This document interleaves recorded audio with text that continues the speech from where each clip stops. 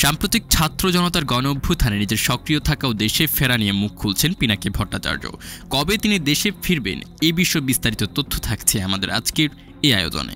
রাজনৈতিক অঙ্গনের নানান ইতিহাস ও তথ্য পেতে আমাদের চ্যানেলটি সাবস্ক্রাইব করে বেল বাটনটি প্রেস করে রাখুন। পিনাকি তার একটি ফেসবুক পোস্টে লিখেন, আমি সামার ভ্যাকেশন নেই জুলাইয়ের ৩য় সপ্তাহ থেকে আগস্টের ২য় সপ্তাহ পর্যন্ত। কাকতালীয়ভাবে এই সময়টাতেই সংঘটিত হলো বাংলাদেশের দ্বিতীয় মুক্তিযুদ্ধ, এক গণবিপ্লব। আমি সাধ্যমতো ভূমিকা রাখার চেষ্টা করেছি, কতটুকু পেরেছি জানি না, কিন্তু আন্তরিকভাবে চেষ্টা করেছি। দিনের পর দিন নির্ঘুম কাটিয়েছি। দুনিয়া কাঁপানো কয়েক সপ্তাহ পাল্টে দিয়েছে অনেক কিছুই। দেশ ইতিহাসের নির্মম ফ্যাসিস্টের হাত থেকে মুক্তি পেয়েছে। দল হিসেবে আওয়ামী লীগ নিশ্চিহ্ন হয়েছে। এক নদী রক্ত পেরিয়ে বাংলাদেশের ইতিহাসের এক অধ্যায়ের সমাপ্তি ঘটেছে। এই লড়াই পাল্টে দিয়েছে আমাকেও। নতুন করে জীবন নিয়ে পরিকল্পনা করতে হচ্ছে। আগামীকাল সকালে দীর্ঘ ছুটির পরে অফিসে জয়েন করব। আমার সময়ের একটা বড় অংশ নিয়ে নেবে আমার পেশাগত কাজ। গত ১ মাসের ফুল টাইম অ্যাক্টিভিজমের ওখানে আপাতত সমাপ্তি।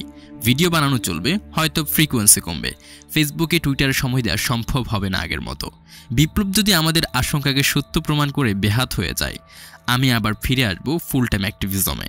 দেশে ফিরব, এখনই না। আমি যা করতে চাই তার প্রস্তুতি নিয়েই ফিরব। আমাকে পশ্চিমের ইন্টেলিজেন্সিয়াতে জায়গা করে নিতে হবে। আমার জন্য না, বাংলাদেশের জন্যই। সেজন্যই আমাকে আরও কিছুদিন থাকা দরকার ইউরোপে, অন্তত আরও ২ বছর। আমি বাংলাদেশে একটা নন প্রফিট ইন্ডিপেন্ডেন্ট ইনস্টিটিউট করব আর্ট আর হিউম্যানিটিস পড়ানোর জন্য। কোনো কর্পোরেট বা রাষ্ট্রীয় সাহায্য আমি নেব না। সারা দুনিয়া থেকে সেরা ফ্যাকাল্টিরা এসে পড়াবেন আমাদের তরুণদের। আমি দুনিয়াকে খুলে দেব সবার সামনে। বেশিরভাগ কোর্সই হবে ফ্রি, অল্প কিছু পেইড কোর্স থাকবে। বাংলাদেশের তরুণদের সাথে আমি দুনিয়ার বুদ্ধিবৃত্তির সাথে কানেক্ট করিয়ে দেব। এই প্রতিষ্ঠান গড়ার রিসোর্স সাথে নিয়েই ফিরতে হবে। আমার এই ২ বছর তাই দরকার।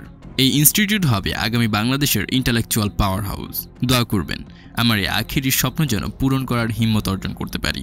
আমি সারাটা জীবন আপনাদের সাথেই থাকব। জনগণের একজন হয়ে উঠে আপনাদের কণ্ঠস্বর হয়েই থাকব। এই কণ্ঠস্বর ক্ষমতার কাছে মাথা নোয়াবে না। আগামীর বাংলাদেশকে আমরা একসাথে মাথা উঁচু করে গড়ে তুলব। আর একটি পোস্টে তিনি লিখেন, আমার দেশে ফেরাটা জটিল একটি প্রক্রিয়া। আমি আসিফ নজরুল ভাইকে আর ফাহামকে ব্যাখ্যা করেছি, ওনারা বিষয়টি দেখবেন। বাংলাদেশ সরকারকে আমাকে দেশে ফেরানোর প্রক্রিয়ায় যুক্ত হতে হবে। দেখা যাক, দেশের আরও অনেক জরুরি কাজ আছে। ওনারা জরুরি কাজগুলো সারুন, তারপরে সরকার কাজটায় হাত দিলে ২-৩ দিন লাগবে ম্যাক্সিমাম। আগে সরকার গঠিত হোক, ওনারা সুস্থির হয়ে বসুন।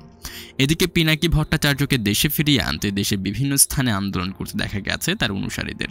ধারণা করা হচ্ছে রাজনৈতিক কারণে ফ্রান্সে নির্বাসিত হওয়ার পর থেকে আইনি যে কোনো জটিলতায় পড়ছেন তিনি। এছাড়া তার বিরুদ্ধে দেশের একাধিক থানায় এখনও গ্রেফতারি পরোয়ানা জারি রয়েছে। সেই কারণে আশ্রয়দাতা দেশ থেকে তাকে এক্ষুনি নিজ দেশে যেতে দিতে রাজি হবেন কিনা সে নিয়ে প্রশ্ন দেখা দিচ্ছে।